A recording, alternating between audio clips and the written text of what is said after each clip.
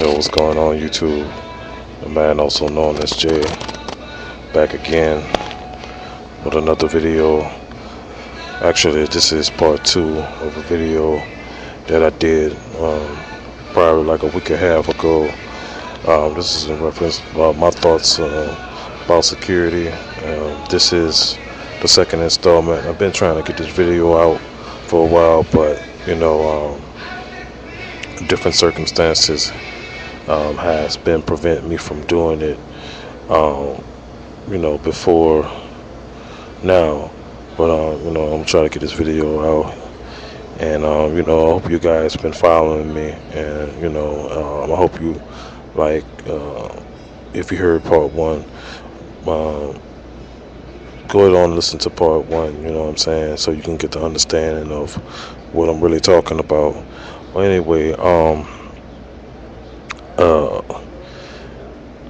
I was basically talking about, how if you ever notice, like, some of these companies don't have the adequate security that is needed to run a business.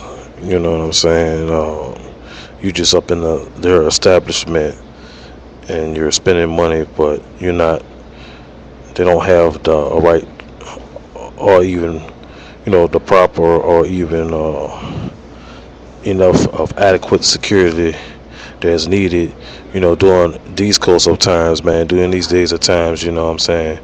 Like, like the economy being so bad, like, like was mentioned before, you need that type of security, you know what I'm saying? You don't know what's going to happen from one minute to the next, and, it's just as me basically speaking the truth, and, as always, I try to keep it 100% real, and like I said, based upon my observation and the things that I see going on, you know what I'm saying? Granted, I try to put them, try to keep everything as much as I know and as true as possible, and, as factual as possible, meaning that, I try to put stuff that I know that is, pretty much true to the best of my ability, and, mind you, if something is not up to par, you know what I'm saying, I stand corrected. Well, anyway, I remember I was working for this company a couple of years ago. Actually, it's a pretty good many years ago. I think of maybe about 10 or 12 years ago. I was working for this company, and anyway, at the time, this particular company, the store, they had, I don't know if you go in these stores and you see these big old mirrors that's up in the corner of, toward the ceiling, but they're in the corner, and they're used for, I guess, for people who contemplating shoplifting or theft, and some way it can be seen by whoever's watching and monitoring that particular building, during that given time. But anyway, this how the store was set up, and they had a little surveillance in a little control room, where all the cameras and stuff and the equipment and that's stored up in the little control room or what have you. But anyway, they did not have security, and actually it was around like a holiday time, and one of the manager, the guy, he was a manager, actually he was like a shift manager, and some that store guy basically got robbed that night right before closing, and this guy, he was trying to close the store down for that night. Again, I wasn't there, you know what I'm saying, but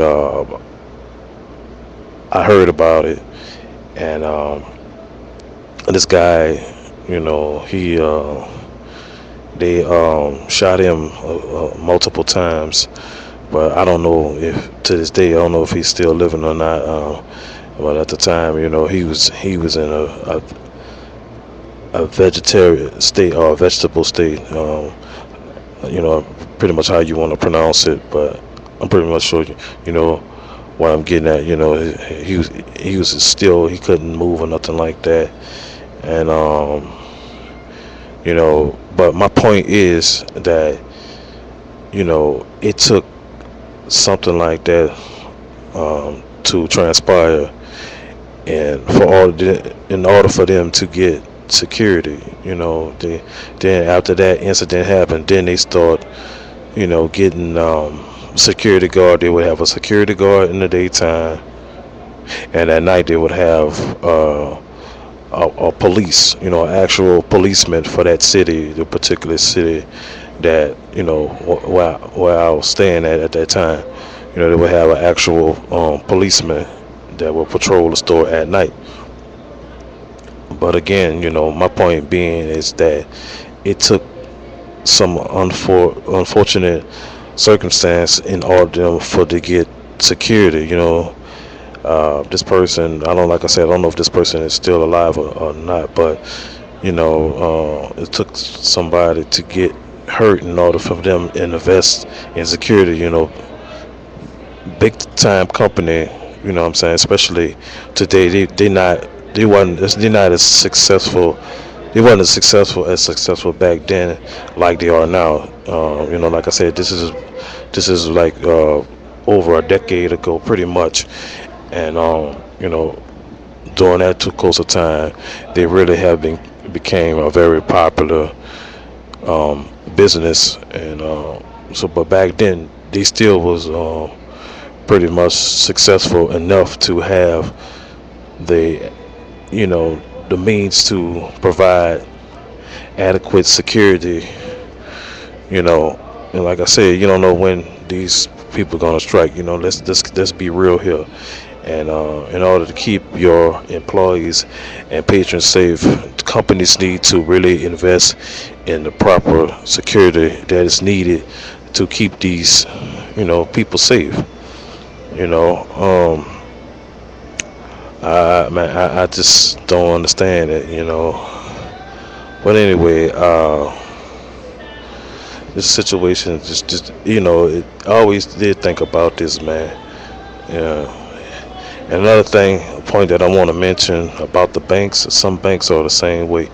They don't have security. Now some of them do. Now particularly like where I'm at now, which is in Texas. There's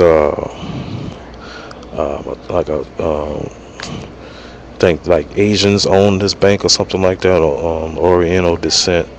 They own a bank, and I will see a security guard, especially like around peak hours, like around lunchtime.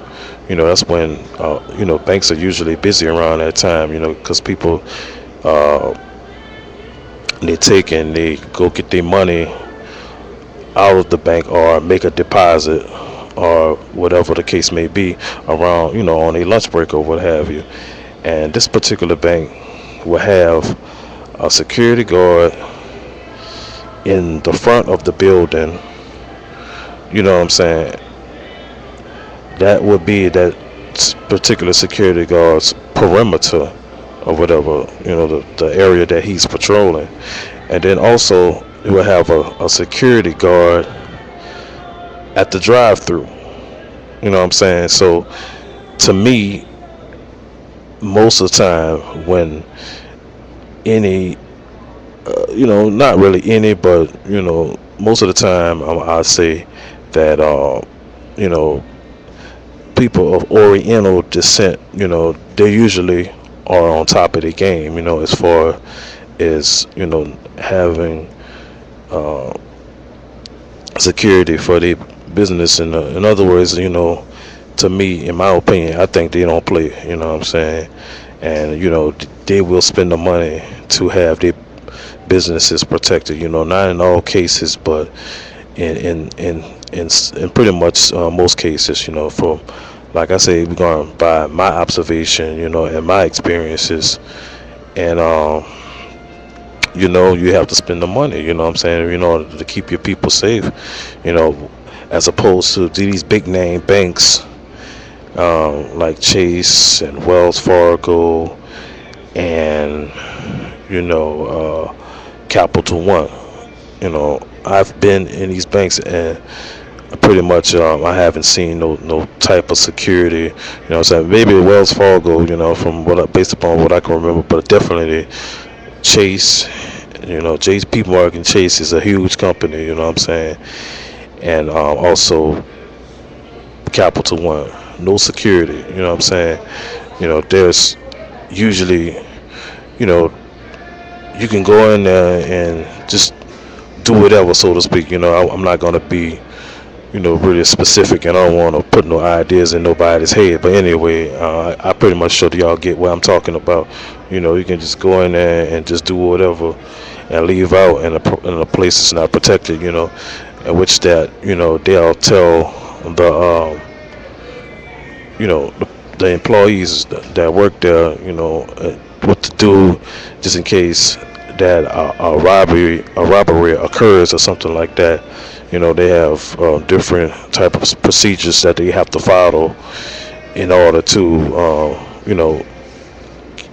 play it safe, so to speak. But anyway, I'm about to end this video, and I'm gonna do a part 3. And I got some more stuff that I want to cover. I got some more things that I want to talk about. So y'all listen out for part 3. This is the man also known as Jay, signing off. Take care. Peace.